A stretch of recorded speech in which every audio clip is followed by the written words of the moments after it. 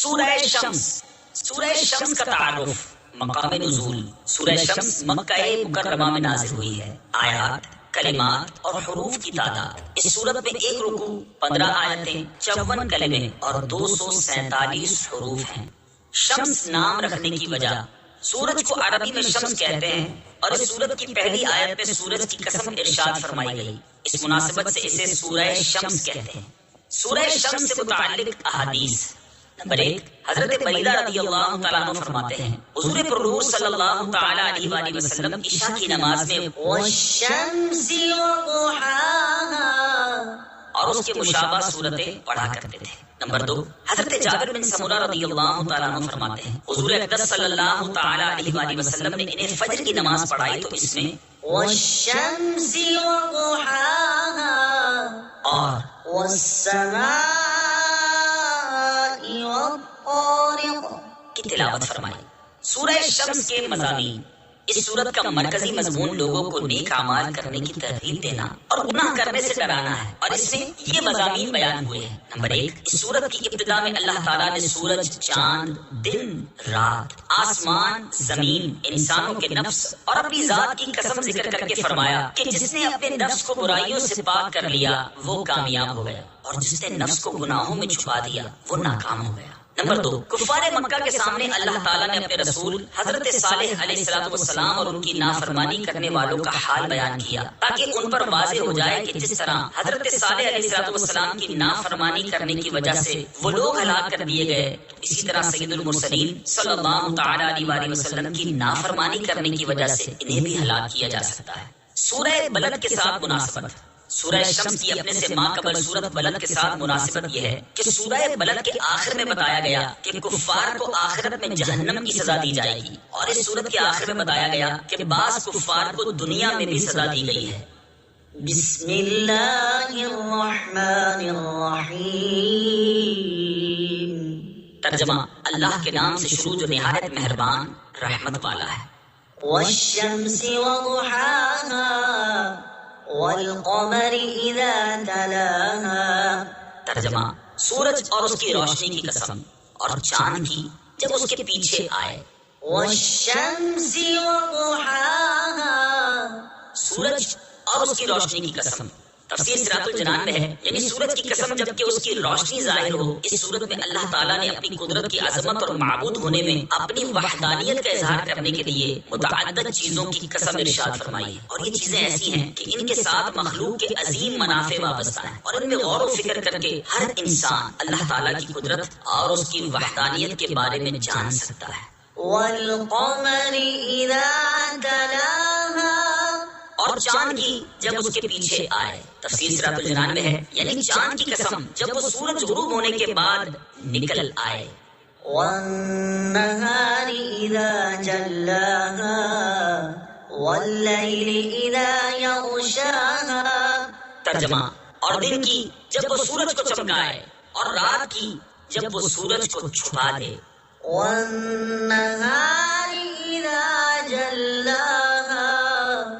اور دن کی جب وہ سورج کو چمکائے. تفسیر صراط الجنان میں ہے اس آیت کا ایک معنی یہ ہے کہ دن کی قسم جب وہ سورج کو خوب واضح کر دے کیونکہ دن سورج کے نور کا نام ہے تو جتنا دن زیادہ روشن ہوگا اتنا ہی سورج کا ظہور زیادہ ہوگا کیونکہ اثر کی قوت اور اس کا کمال اثر کرنے والے کی قوت اور کمال پر دلالت کرتا ہے، لہذا دن سورج کو ظاہر کر دیتا ہے. دوسرا معنی یہ ہے کہ دن کی قسم جب دن دنیا کو یا زمین کو روشن کر دے یا رات کی تاریکی کو دور کر دے. واللیل اذا یغشاها. اور رات کی جب وہ سورج کو چھپا دے. تفسیر صراط الجنان میں ہے اس آیت کا ایک معنی یہ ہے کہ رات کی قسم جب وہ سورج کو چھپا دے اور آسمان کے کنارے ظلمت و تاریکی سے بھر جائیں. دوسرا معنی یہ ہے کہ رات کی قسم کہ جب رات دنیا کو چھپائے. یہاں تک جو 4 چیزیں بیان ہوئیں یہ سب در حقیقت سورج کے 4 اوصاف ہیں کیونکہ سورج کے وجود سے ہی دن ہوتا ہے اور روشنی خوب واضح ہو جاتی ہے اور سورج کے غروب ہونے سے ہی رات ہوتی ہے اور اس کے بعد چاند نکل آتا ہے. اور جو شخص سورج میں تھوڑا سا بھی غور کرے گا اور دل کی آنکھ سے اس کی بناوٹ اور تخلیق وغیرہ کا مشاہدہ کرے گا تو وہ اس کے خالق کی عظمت کو جان لے گا. والسماء وما بناها والأرض وما طحاها. ترجمہ اور آسمان اور اس کے بنانے والے کی قسم اور زمین اور اس کے پھیلانے والے کی قسم. والسماء وما بناها. اور آسمان اور اس کے بنانے والے کی قسم. تفسیر صراط الجنان میں ہے یعنی آسمان کی قسم اور اس کی قسم جس نے اسے انتہائی بڑا اور نہایت بلند بنایا ہے اور اسے بنانے والا اللہ تعالی ہے. والأرض وما طحاها. اور زمین اور اس کے پھیلانے والے کی قسم. تفسیر صراط الجنان میں ہے یعنی زمین کی قسم اور اس کی قسم جس نے اسے پانی پر پھیلایا تاکہ زمین پر موجود جانداروں کے لیے اس پر زندگی گزارنا ممکن ہو. ونفس وما سواها فألهمها فجورها وتقواها. ترجمہ اور جان کی اور اس کی جس نے اسے ٹھیک بنایا پھر اس کی نافرمانی اور اس کی پرہیزگاری کی سمجھ اس کے دل میں ڈالی. ونفس وما سواها. اور جان کی اور اس کی جس نے اسے ٹھیک بنایا. تفسیر صراط الجنان میں ہے اس آیت اور اس کے بعد والی آیت کا خلاصہ یہ ہے کہ جان کی اور اس کی قسم جس نے اسے ٹھیک بنایا اور اسے کثیر قوت عطا فرمائی جیسے بولنے کی قوت، سننے کی قوت، دیکھنے کی قوت اور فکر، خیال، علم، فہم سب کچھ عطا فرمایا. پھر اس کی نافرمانی اور اس کی پرہیزگاری کی سمجھ اس کے دل میں ڈالی اور اچھائی، برائی، نیکی اور گناہ سے اسے باخبر کر دیا اور نیک و بد کے بارے میں بتا دیا.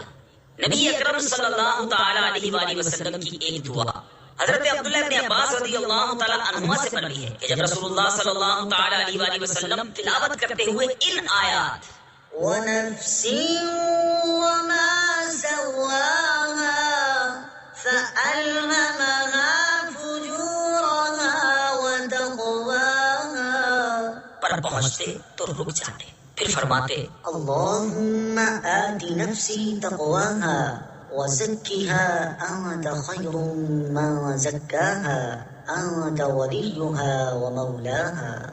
یعنی اے اللہ میرے نفس کو تقوی عطا فرما، اس کو پاکیزہ کر، تو سب سے بہتر پاک کرنے والا ہے، تو ہی اس کا ولی اور مولا ہے. قد أفلح من زكاها وقد خاب من دساها. ترجمہ بے شک جس نے نفس کو پاک کر لیا وہ کامیاب ہو گیا اور بے شک جس نے نفس کو گناہوں میں چھپا دیا وہ ناکام ہو گیا. قد أفلح من زكاها.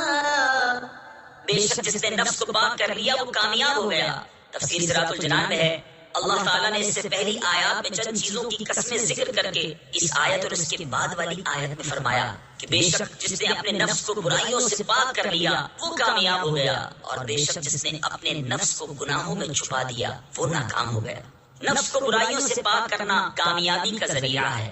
اس سے معلوم ہوا کہ اپنے نفس کو برائیوں سے پاک کرنا کامیابی حاصل کرنے کا ذریعہ اور اپنے نفس کو گناہوں میں چھپا دینا ناکامی کا سبب ہے. اور نفس برائیوں سے اسی وقت پاک ہو سکتا ہے جب اللہ تعالیٰ اور اس کے حبیب صلی اللہ تعالی علیہ وآلہ وسلم کی اطاعت کی جائے. اور اطاعت کرنے والوں کے بارے میں اللہ تعالیٰ ارشاد فرماتا ہے ومن يطع الله ورسوله ويخش الله ويتقه فأولئك هم الفائزون.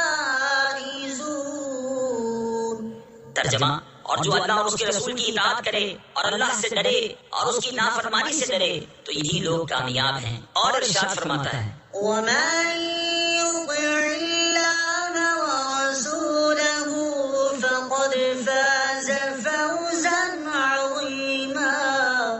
ترجمہ اور جو اللہ اور اس کے رسول کی فرما برداری کرے اس نے بڑی کامیابی پائی. لہذا جو شخص حقیقی کامیابی حاصل کرنا اور ناکامی سے بچنا چاہتا ہے اسے چاہیے کہ اللہ تعالیٰ اور اس کے پیارے حبیب صلی اللہ تعالی علیہ وآلہ وسلم کی اطاعت کر کے اپنے نفس کو برائیوں سے پاک کرے. كذبت ثمود بطغواها إذ انبعث أشقاها فقال لهم رسول الله ناقة الله وسقياها فكذبوه فعقروها فدمدم عليهم ربهم فسواها ولا يخاف عقباها. ترجمہ: قوم ثمود نے اپنی سرکشی سے جھٹلایا جس وقت ان کا سب سے بڑا بدبخت آدمی اٹھ کھڑا ہوا تو اللہ کے رسول نے ان سے فرمایا اللہ کی اونٹنی اور اس کی پینے کی ماری سے بچو. تو انہوں نے اسے جھٹلایا، پھر اونٹنی کی کونچیں کاٹ دی تو ان پر ان کے رب نے ان کے گناہ کے سبب تباہی ڈال کر ان کی بستی کو برابر کر دیا اور اسے ان کے پیچھا کرنے کا خوف نہیں. كذبت ثمود بطغواها. قوم ثمود نے اپنی سرکشی سے جھٹلایا. تفسیر سورۃ الجنان میں ہے اس سے پہلی آیات میں کئی قسموں سے اطاعت گزار کی کامیابی اور نافرمان کی ناکامی کو بیان کیا گیا. اب یہاں اللہ تعالیٰ نے اپنے ایک رسول اور ان کی نافرمانی کرنے والوں کا حال بیان کیا ہے تاکہ کفار مکہ پر واضح ہو جائے کہ جس طرح حضرت صالح علیہ السلام کی نافرمانی کرنے کی وجہ سے ان کی قوم ہلاک کر دی گئی تو اسی طرح رسول کریم صلی اللہ تعالی علیہ وآلہ وسلم کی نافرمانی کرنے کی وجہ سے انہیں بھی ہلاک کیا جا سکتا ہے. چنانچہ اس آیت اور اس کے بعد والی 4 آیات کا خلاصہ یہ ہے کہ قوم ثمود نے اپنی سرکشی سے اپنے رسول حضرت صالح علیہ السلام کو اس وقت جھٹلایا جب ان کا سب سے بڑا بدبخت آدمی قدار بن صالح ان سب کی مرضی سے اونٹنی کی کونچیں کاٹنے کے لیے اٹھ کھڑا ہوا تو اللہ تعالیٰ کے رسول حضرت صالح علیہ السلام نے ان سے فرمایا تم اللہ تعالیٰ کی اونٹنی کے در پہ ہونے سے بچو اور جو دن اس کے لیے پانی پینے کا مقرر ہے اس دن پانی نہ لو تاکہ تم پر عذاب نہ آئے. تو انہوں نے حضرت صالح علیہ السلام کو جھٹلایا، پھر اونٹنی کی کونچیں کاٹ دی تو ان پر ان کے رب عز و جل نے ان کے اس گناہ کے سبب تباہی ڈال کر اور ان کی بستی کو برابر کر کے سب کو ہلاک کر دیا اور ان میں سے کوئی باقی نہ بچا. اور اللہ تعالیٰ کو ان کا پیچھا کرنے کا خوف نہیں جیسا بادشاہوں کو ہوتا ہے کیونکہ وہ سب بادشاہوں کا بادشاہ ہے. وہ جو چاہے کرے اور کسی کو اس کے آگے دم مارنے کی مجال نہیں. ولا يخاف عقباها. اور اسے ان کے پیچھا کرنے کا خوف نہیں. تفسیر سورۃ الجنان میں ہے بعض مفسرین نے اس آیت کے معنی یہ بھی بیان کیے ہیں کہ حضرت صالح علیہ السلام کو ان میں سے کسی کا خوف نہیں کہ عذاب نازل ہونے کے بعد وہ انہیں ایذا پہنچا سکے.